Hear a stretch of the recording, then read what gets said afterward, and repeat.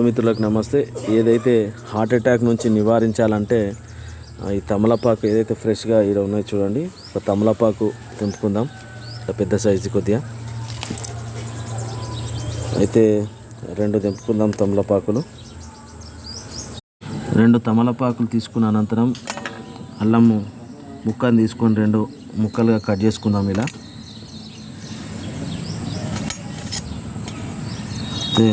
తర్వాత 2 వెల్లుల్లి తీసుకొని దీన్ని మొత్తం క్లియర్ చేసుకుందాం. హార్ట్ అటాక్ నివారణలో భాగంగా ఏదైతే అల్లం ముక్కలు 2, వెల్లుల్లి ముక్కలు 2, తమలపాకు, హనీ ఇలా తీసుకొని ఇవి 2 ఇలా పెట్టుకుందాం.